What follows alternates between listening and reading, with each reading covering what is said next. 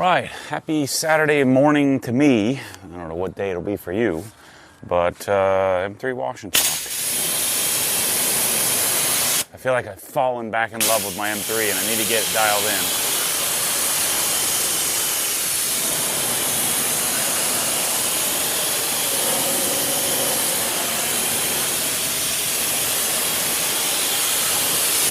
I need some serious cleaning, that's for sure. It's seen rain a couple of times. We're in the rain every second of every day season in Central Florida, so it looks like it's gonna rain right now, so I'm gonna have to beat that.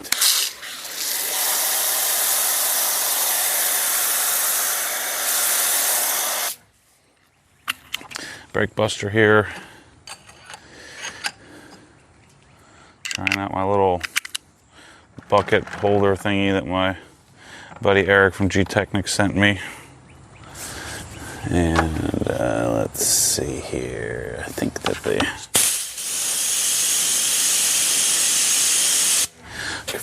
this should be good. This is the old one, the original one. So M3 has its American Racing Headers exhaust on it. It is perfect. Perfect, perfect, perfect. Now, if you like aggressive, you're gonna love it. If you don't, you'll still like it. It might be a little aggressive for you. It's one of those things that, like, you better be sure is what you want, because it's a big process. It's a big install process. It's expensive thing to install if you're going to pay someone to do it, and it's not easily removed like a cat back or even a header back exhaust on this car is easily adjusted and easily removed. This sucker is on here, so the key advantages of this is it's super nasty when you want it to be. It is essentially, I don't detect a hint. There's like zero drone at any RPM, which is amazing. I'm catless, so they're making maximum power. It has two resonators. I was afraid that having two resonators wouldn't be enough. I was afraid we would need four resonators, but you don't. I think it's largely due to the way they designed the X pipe. It's also due to the stoutness and size of the piping, but it's all T304, big, ugly, heavy stainless, but that's what makes it sound good.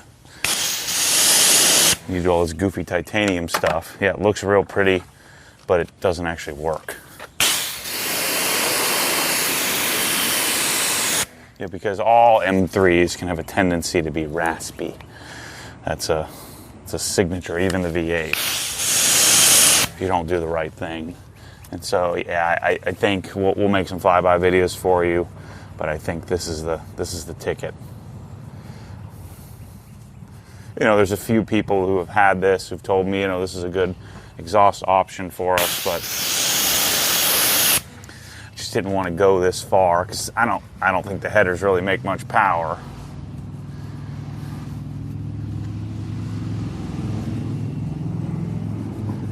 I don't think it's a big power proposition for us, but it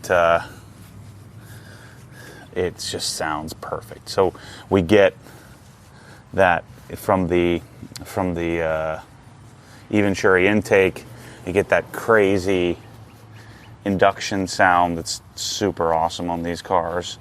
So we retain that, and we get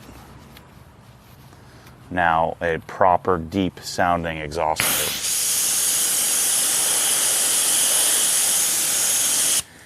In these cars, when you drive around with the windows open, you get this kind of ticky. Oh, good, this label's holding up nicely. You get this kind of ticking, not so pleasant sound, and then you get some rasp, and so it removes all of that, which is fantastic. The suspension settled quite a bit here. I'm gonna raise it up maybe an 1/8 inch or so.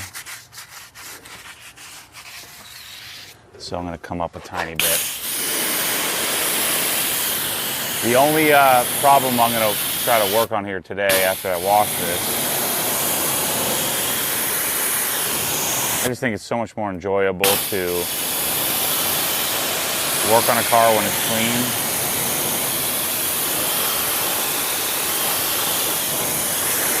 And so I'm washing it.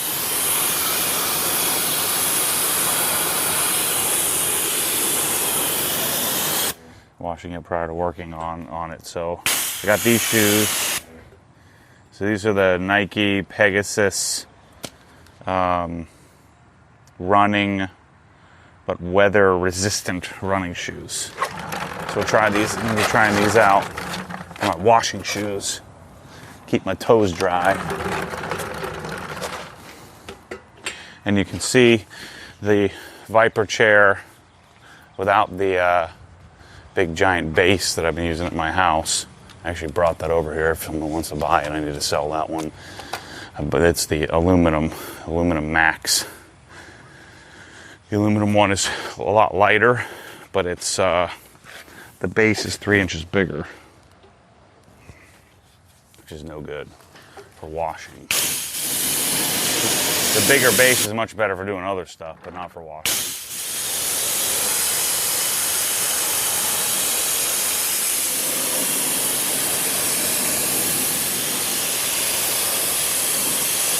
Yeah, I mean, I like it super low like this, but I need to come up a little bit. Yeah, the car will ride a lot better. And it's actually a lot lower than it looks in the video right now because we're kind of sitting on a little bit of a hill here. There's a little bit of a pitch.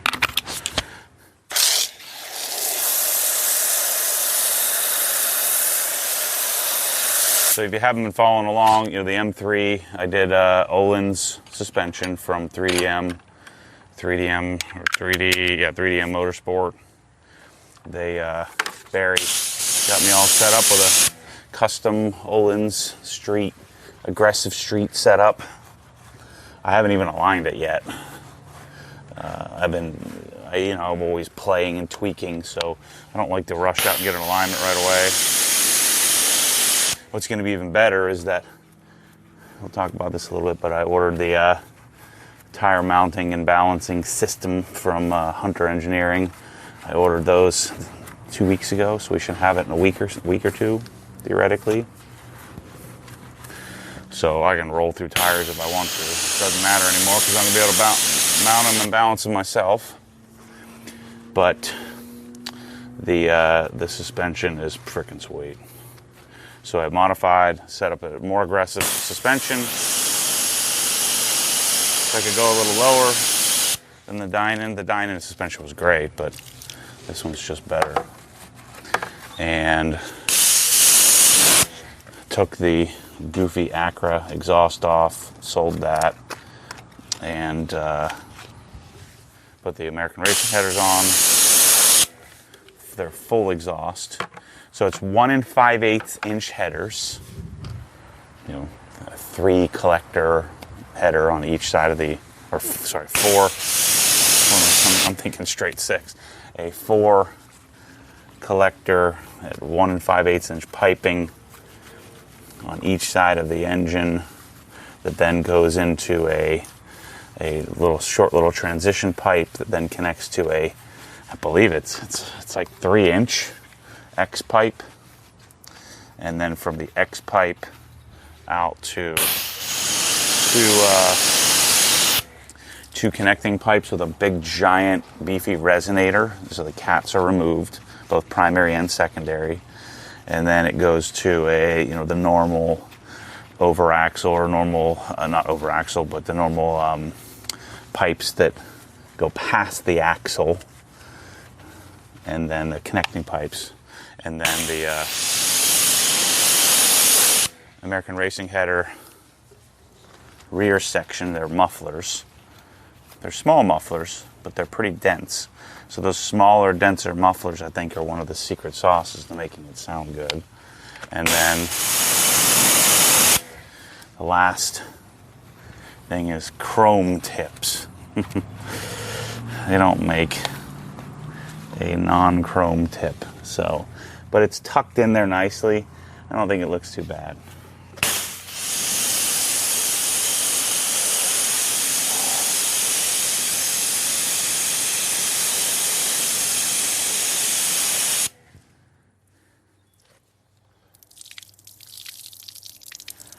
I don't think there's really anything in the interior, so the tint is good. The interior has, you know, the Alcantara BMW Performance steering wheel.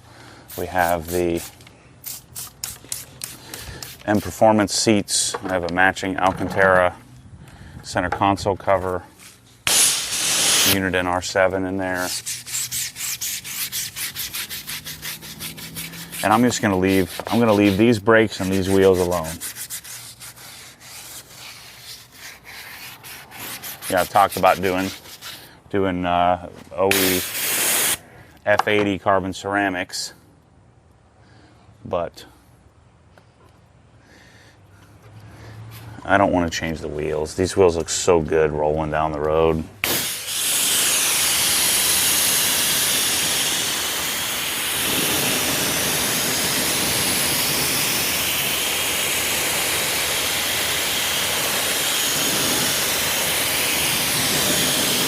So once we get the motor mount spacer noise thing figured out, and I, you know, get the suspension tweaked a little bit more, we've got ourselves a complete E92, which frees up some space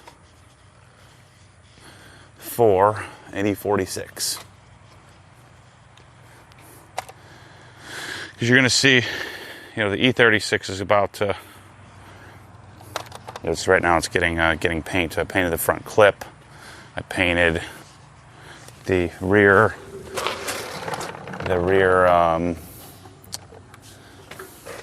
fender.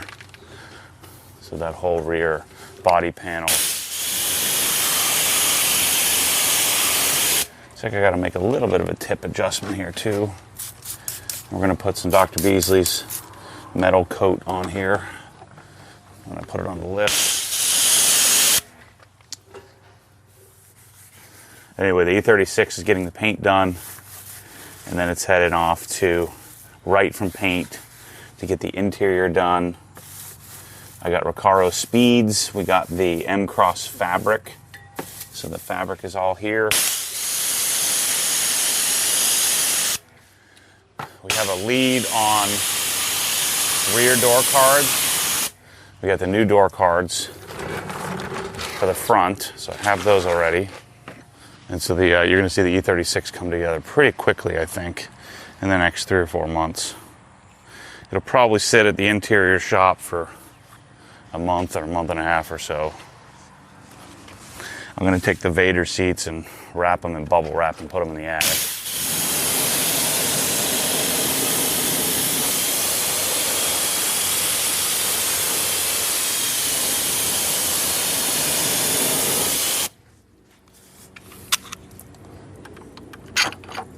Contacted a dealer last night. It has a Mola red E46. I think it'd be kind of cool. Have something different. You know, I like red cars a lot, and just haven't pulled the trigger on one, and since my new Formula Red S2000 in 2005, I think, when I sold that. Or didn't sell it. The lease ended. That was my first trial at leasing a car. Didn't work very well because it was my only car, and I put way too many miles on it. It cost me way more if I would have just bought the thing.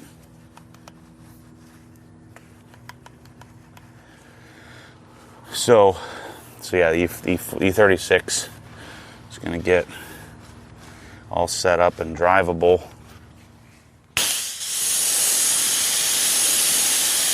And if I get an Amola E46, what I'll probably do, the one I'm looking at has like 37,000 miles on it. I don't think that's the one that I want long term. But what we'll do is I'll build it, set it up, and just keep searching for like the unicorn.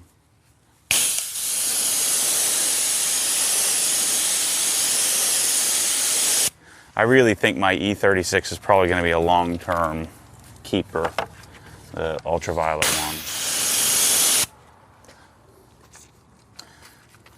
But I don't know, I say that, I got it all set up. Like, this car is not a great car. Like, this has, you know, it has some history behind it. You know, it's been in a front and rear end collision, supposedly in a drive-through. I don't know if I believe that, but... So this has a bunch of repaint, and the repaint isn't even great. It's okay.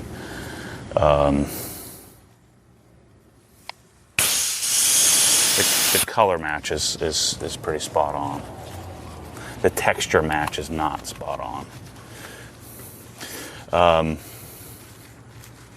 And I don't really have any intention of ever looking for a better example of this car. I like this one that I've got.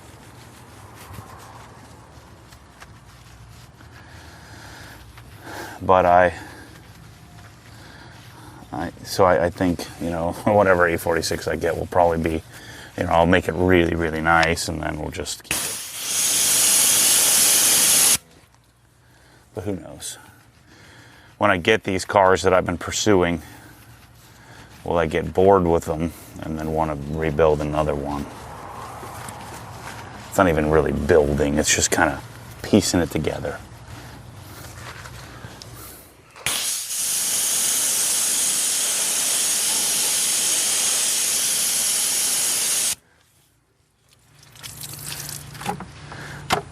Yeah, so see, this side sitting even lower because it's on the hill. So I'm going to come up a little bit.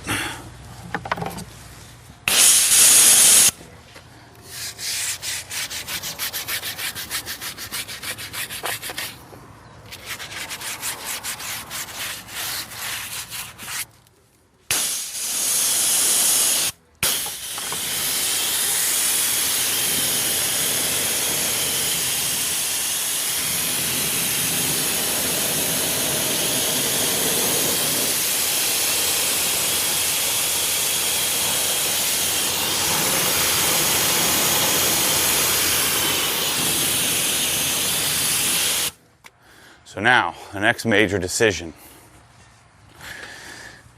GT4, GT3 Touring. You know, I've talked about this a lot. I love the GT4. I love it, love it, love it.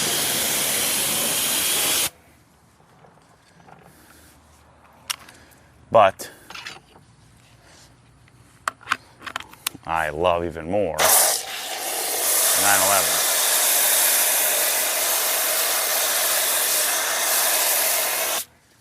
So I made the call. You know, the touring was just announced.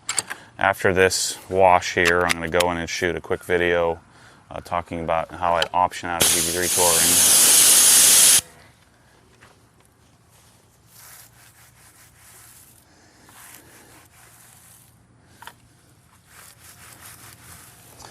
And you know, I've always wanted that, you know, like a daily driving, although I don't really daily drive anything. I just pick a car each day and drive it. But I thought it would be really cool to have a Touring and an RS. It's even better that you know, the Touring will be a, you know, completely different car. You know, it's a more modern version of the, you know, it's the 992 generation, the next generation. And so then I get to participate in the next generation by doing a Touring. And I want something special. And so I made the call to my friend Tom Walsh at Wilmington, Porsche Wilmington, in Wilmington, North Carolina. That's where I got my GT4. I said, hey, just want to remind you, I want one. Let's do another series, another delivery series, and all that stuff. It'd be freaking amazing.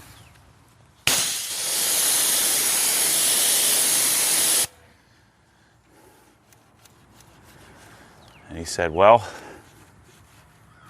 we got your spot here. So we're hoping to get an allocation at some point. The real positive thing is that GT3 Tourings are now a completely different model. And so it's a different allocation, which is really positive news. You know, because they've got 30 people on the GT3 list. But I'm one of the few on the Touring list. And so that gives me a high probability of getting one. The only problem is it's going to be $200,000, right? So I don't think I want to float 3 Porsche GT cars at this point. Maybe someday. I got too many things in the, too many money things up in the air to have that many $200,000 cars in one spot. And so I think the GT4 would go in favor. Plus, I think I could probably sell my GT4 for what I paid for it. Maybe a little more, maybe a little less, but it'll be pretty close. And so that's a positive. And then just roll that over into a Touring with plus another 60 grand. 70 grand. But here's what I'm thinking. I'm thinking I'd like to do paint to sample, but I really like the Python green. I want a green car. I want a green car badly. But I really want a darker, like British racing green car. So I would do Brewster green, which I learned about from my friend Bob Linton.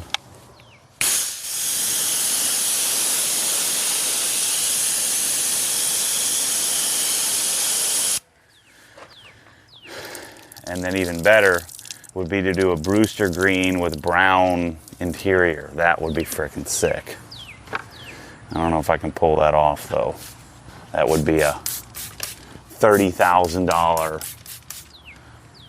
increased cost to get it with a exclusive interior and a paint to sample exterior. I don't think it's worth it when I just like a good old-fashioned black interior and then to do something Python green.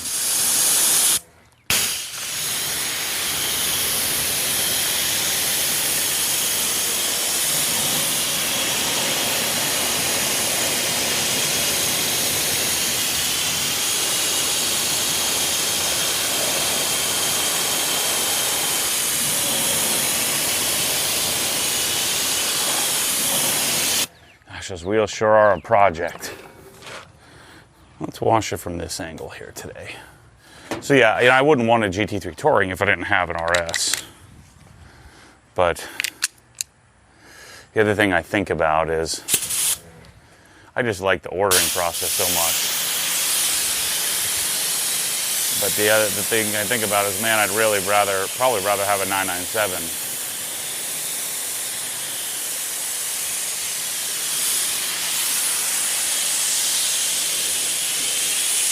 But I think the whole NSX plan is dead. So sorry about that for those of you who are looking forward to that. No one ever followed up. The dealers didn't, the NSX North America didn't. They're freaking idiots. It's no wonder they're selling 0 of those cars. They don't know how to do it. Unbelievable. Like, I've never seen anything like it. Where I called and I talked to 3 different dealers. North America probably told them we don't want to touch that guy or something. And no one ever called. Like, I literally have heard not one word. I said, hey, I'm ready to buy a car, but here's what I want to do. I want to make a whole video series taking delivery. I want to go to the NSX experience. I want to have access to the factory, make some videos. We'll bring our whole camera crew, the whole thing. And then, I'm going to do my normal thing that I do with my cars. Nothing. Crickets. So, all right. Fine with me. I'm just not going to get one. Wasn't 100% sure I wanted one anyway. It's really weird.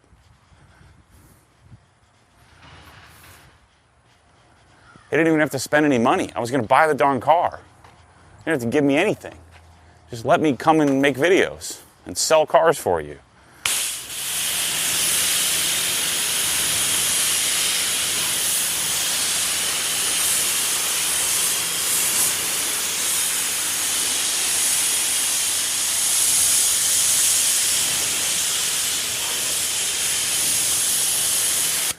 All right, let's foam it.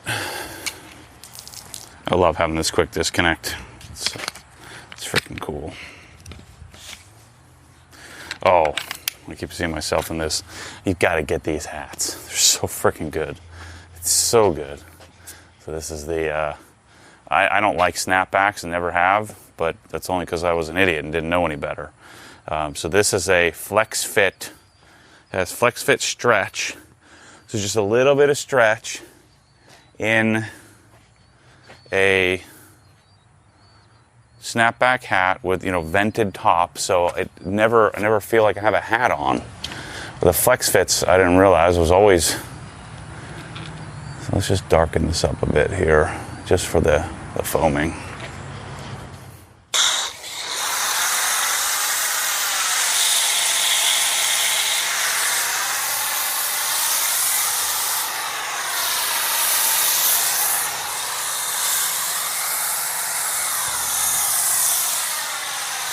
So we've been working on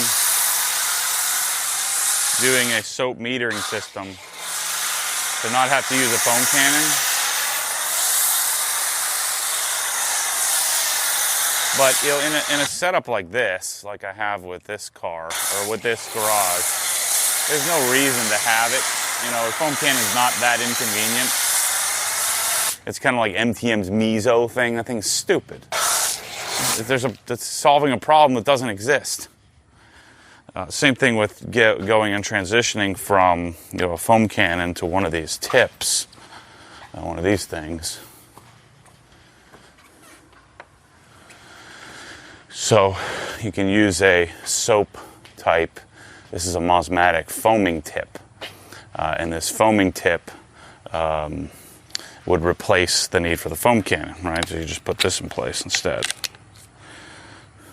But then you have a tank, you know, with soap, you know, sitting elsewhere. My intent of having that is for when we build these big dedicated wash bays, it'd be nice to not have to get any soap out. What I would do is we would have a separate dedicated boom pole or hose reel and a valve. And you just walk over to your pressure washer or walk over to the wall and turn the valve, and you switch the pressure washer output from the soap foam tank over to the higher pressure lance. And so essentially you would have a foaming setup and then a rinsing and washing setup. But you would need two boom poles for that. It becomes complicated and big and bulky. You need a bunch of extra equipment. Now, that metering system, that soap injection tube, it does Venturi effect. So when I put the regular high pressure tip on, it doesn't pull from the tank. But then when you open up the tip with this thing, it creates a Venturi and starts pulling from the soap tank. So you could switch from one to the other, but then you got to clear the line out of the soap and all that stuff. So it's kind of clunky. And we just use a freaking foam cannon. It's a problem that we don't have.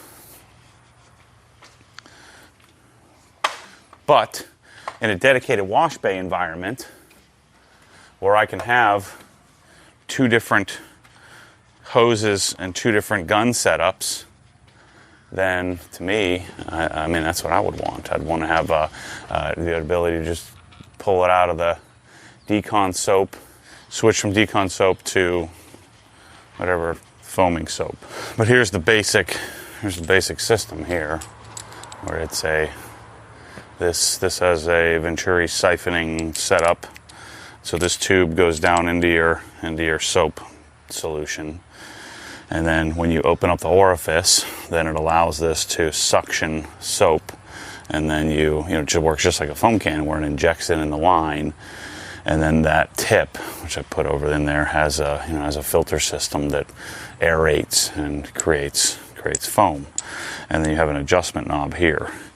And so, yeah, you could just set this up on the old pressure washer. You just put it on the outlet and have a single line. And if you think about it, so there's soap in my 100-foot hose line. So it takes a minute or two for the soap to make it there once you do open up the orifice. And then you have a minute or two to clear it out once you decide you're going to stop using soap. The other problem is this rifles through a bunch of soap. So we'd have to figure out, there's a lot to figure out still, what functions best, what soap dilutions, what type of soap. Is GSF even a good candidate for that? So there's a lot of stuff to work out. But again, for a normal wash setup where you have an Active or a Comet or a Crenzo 1322 and you have a single hose and gun, unless you just hate the foam cannon process, which I'm sure some people do. I mean, it's annoying. You have to get a foam cannon out. But unless you really, really hate it, I mean, I think the foam cannon is still the solution, except if you're building a $100,000 wash bay, like we're going to build a really fancy, expensive wash bay next door in the Arden building, then that's what I want. I want to have a soap injection system, and I'll put a soap tank somewhere and do it that way.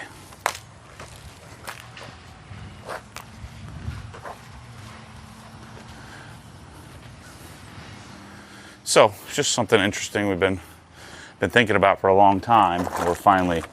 There's a really amazing garage that we're building that Kyle's been designing and I've been working through, that Mike and I are going to go out and do the install and all the product, shoot a bunch of videos of it. And so I think we're going to use that as a guinea pig to figure out if this idea is even viable. I mean, we know it works. I mean, there's car washes that do it.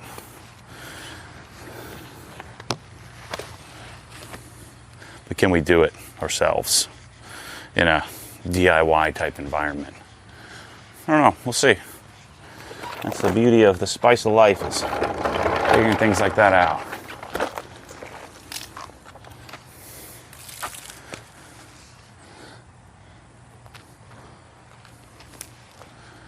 So the yarn building's coming together. So this week I had a general contractor come out to quote me. I need to do a bunch of drywall. So we need to do a bunch of drywall stuff. We need to do a bunch of electrical. So Perry's been over there working all week, doing a bunch of roughing in. So I've had to pick positions and tape things out and lay out where I'm going to put my... So I've been planning this since I was born, I think. But I always wanted to have a tire changing setup. So a mounter, unmounter, and then a balancer. And I don't want just any one. I want the one, even though it's a complete waste of money and overkill. I don't know if it's a waste of money, but it's complete overkill. It's certainly not necessary. But I want the Hunter. So we're getting a Hunter Auto 42S touchless mounter. And then we're doing a Hunter, what is it, a GSP 9700 Road Force balancer. So I'm doing it. With the goal, I want to be able to sell them. So when we do these amazing garages, I want to be able to offer it. I'm going to teach people how to do it. I figure, maybe I'm wrong, but some dude making $12 an hour, a discount tire can do it. I'm sure I can figure it out, but maybe I'm wrong. We'll see. I mean, you don't even really touch anything. I mean, you still have to, but I'm excited about that. But but it cost $57,000 for those two things. So that's a stinger. And so we're doing the drywall. We got our desks figured out. We're doing a bunch of corporate type uplift desk. We'll show you that. We're doing, I'm going to recess the scissor lift. So we're going to have a video series on cutting the concrete and installing the noose bomb in the ground. That'll be a good resource for us, for you, if you're ever thinking about doing something similar.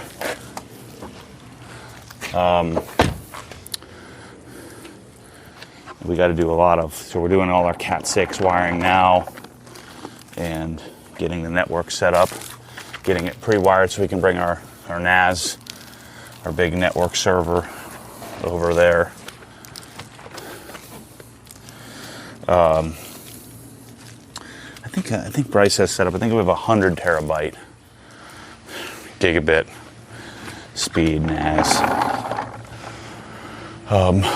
So we got to get that over there. But all the tech support guys have sort of loosely moved over there. AC is coming, so I need to do three 3-ton units and a 120 pint dehumidifier. And in there, we're going to do some fans. We should probably consider doing some fans over here too, to keep the air moving.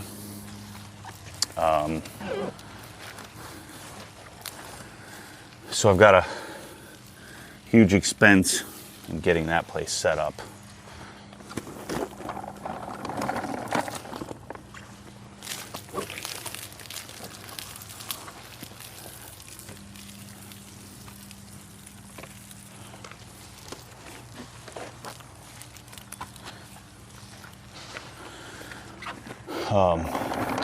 So once I get the drywall done, then I can start moving the garage, moving this setup over there.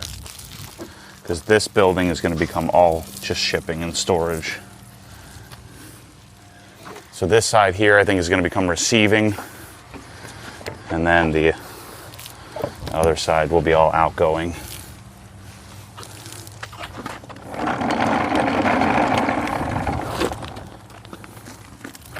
And then we'll move all of our bottling and assembly. We're going to be moving that up to the building on 42. That's 5 miles north of here. And I should be able to rock that. I'm going to have to figure out some more storage. But I think we're going to be able to rock for the next several years inside of the 3 buildings. So we got 5,000, 8,600, 11,800 square feet between the 3 buildings. So we should be able to roll with that for a while. And then I'm probably going to start running shifts. If this thing keeps growing like I think it can, we'll start running shifts of people. That way, when you have questions and stuff, tech support is responding to you all, say 16, 17 hours a day, and eventually move to 24 hours. The packages are going out, 16, 17 hours a day, working our way up to 24 hours. And so I think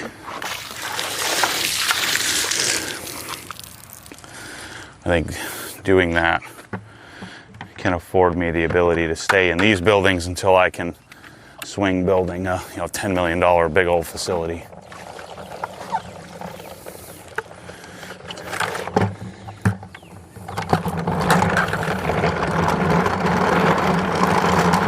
The advantage of dealing small time now with these small buildings is that less risk. And it affords me the ability to chase things like Destination OG a little sooner than I would have before.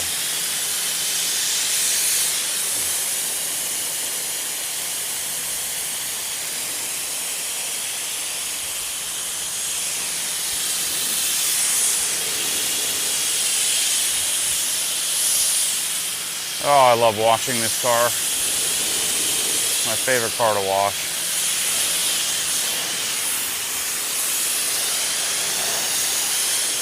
I would really love washing this car if I was doing it in the air conditioning. It's like 85 degrees and 70% humidity right now at 8 o'clock in the morning.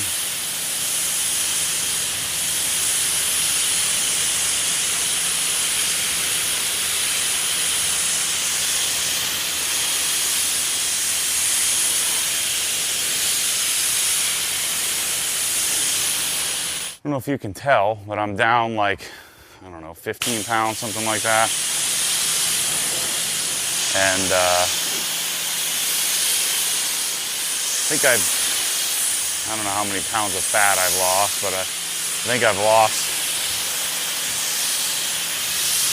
20 pounds of fat, even though I still have a long way to go. I'm supposed to go to the gym today, but I'm just beat up. I'm like, I'll do better if I just stop pushing too hard and stop overtraining. But yeah, I've been eating much better. It's funny, I mean, it doesn't, even though I've been pretty strict, like I can't, like it doesn't come off like it used to, you know? So I'm hoping this time I'm completely off any OCD meds. So that's a big win. That's super helpful.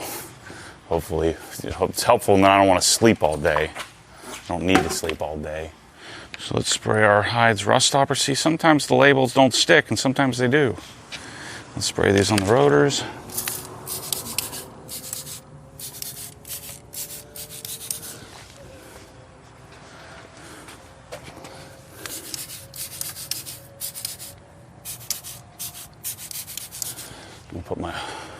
Let's do that. Let me just wind up the hose here.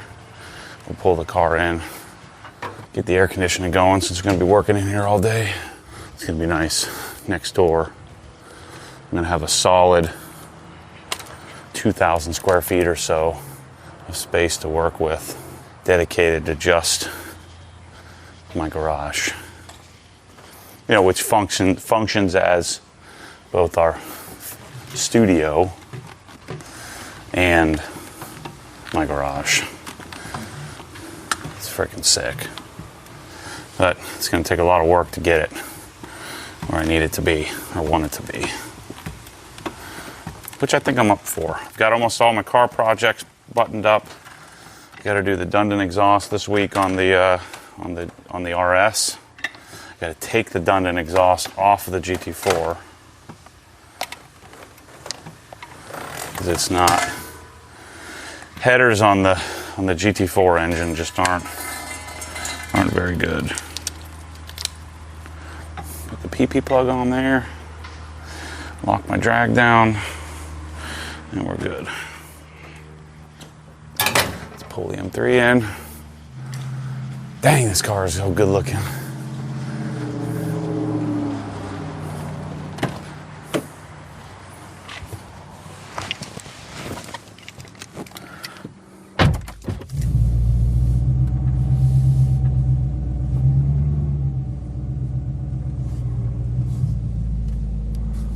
Now we can be in air conditioning. That's the key.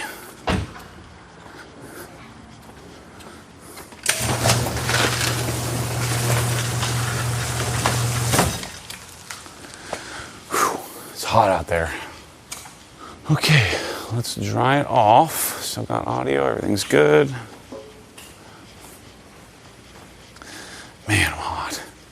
Let's push it forward a little bit.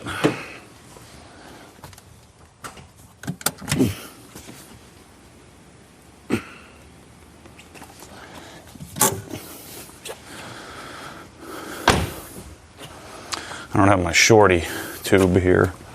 I'll take my hat off. I'm freaking sweating.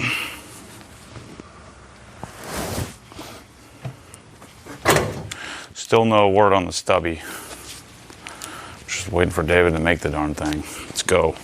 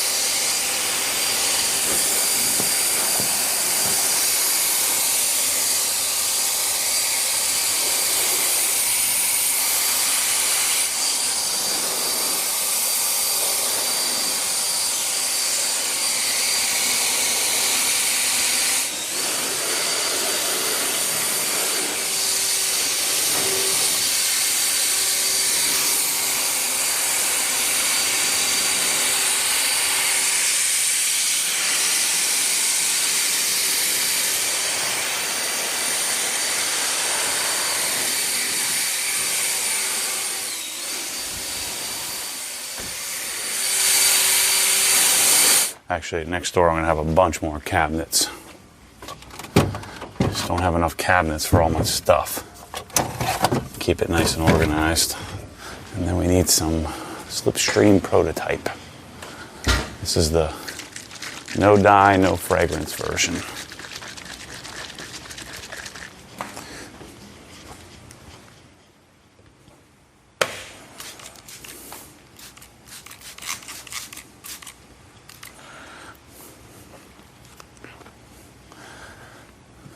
The greatest part about this stuff is that there's no byproducts. See how it just, when I say byproduct, I mean there's no negatives to it. It just freaking works.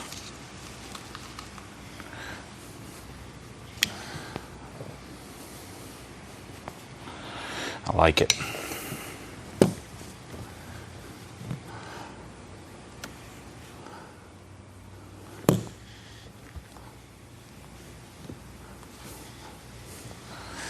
I need to get a new windshield on this thing. Too many little pits. Not from me, from the previous owner. So what else we got going on? Working on my audio stuff. I just did a live stream on talking about my plans for audio in the garage. Shoot, if I didn't have you people to talk to all the time, I would have music on 24/7. And I would have a full home theater in this garage. But because I'd say 75% of the time I'm doing something in here, I'm on camera. So I've done just studio monitors in this garage.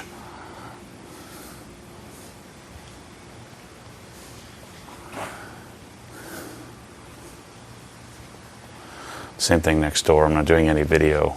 But my home garage, I'm doing a full surround system. Full 7.1.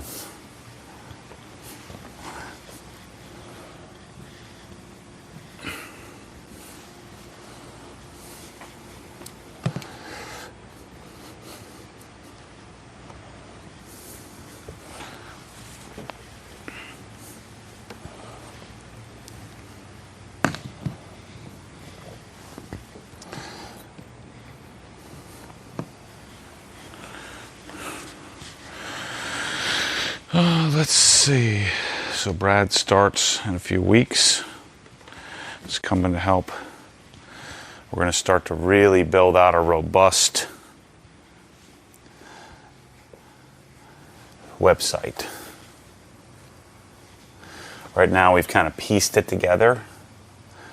And so instead we're going to inorganically market it, by spending dollars on pushing the site to people who may not have known about it, combined with we're going to extract out, so all this stuff I've been talking to you about on these wash and talks for the people who are bought in. Most normal people aren't watching these videos of me washing my car for a darn hour. So the concept will be that we're going to make thousands of shorter tutorial style, clip style videos that are product specific to teach people about how to buy a pressure washer. What are the best pressure washers? Why? Instead of doing it in a long, multi-hour process. And this really isn't for the YouTube channel as much as it is for the universe.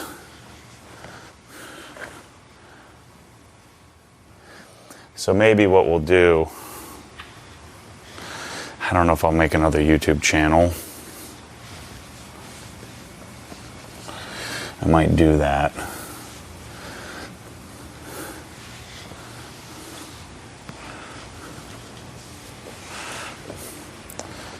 Just for all that stuff we're going to make, and it won't affect any of this stuff we're doing. It'll just provide the website with all of that stuff needed that the world has been asking us questions about.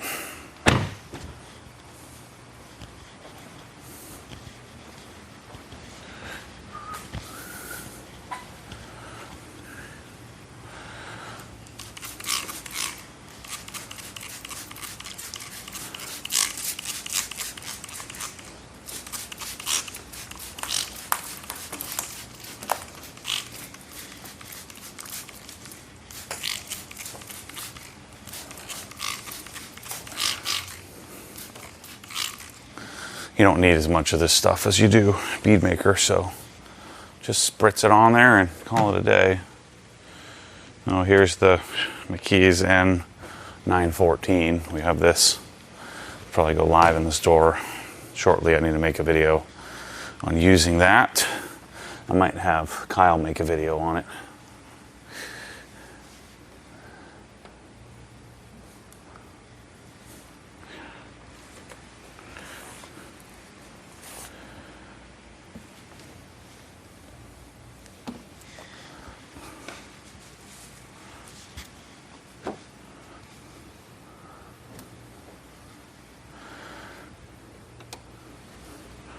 Nice and clean.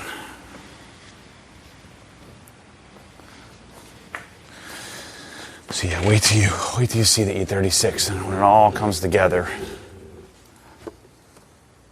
I love the old Poro E36 guys. Man, are they cranky. The old failure to launch guys. Still live in their parents' house. 45 years old. Still rocking the old E36 is that's their baby, and they just are so insecure about their position, and man, are they letting me have it. You don't know anything. Aftermarket exhaust. Don't even know what you're doing. I'm like, the exhaust was already on there, bro. Sorry.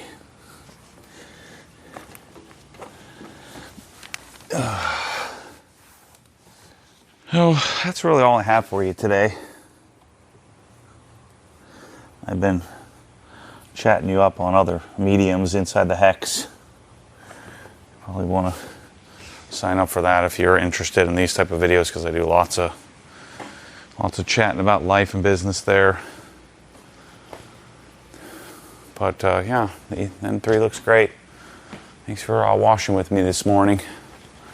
I'm gonna crank up some music here with my Core 47s and my Core sub from 9 Audio, and the speakers continue to break in. They take a few hundred hours to really break in, to really warm up and open up. But yeah, please keep going. ObsessedGarage.com, buying stuff helps me buy more cars, to make more content, to teach you about stuff as I learn it. So you can look at it however you want, but that's really what it comes down to. Is if I buy a fancy green car, it's really the business purpose of it is to, I guess, attract people to come and watch the stuff, and then buy stuff. So anyway, thanks for watching. As always, stay tuned for more crazy. See you on the next one.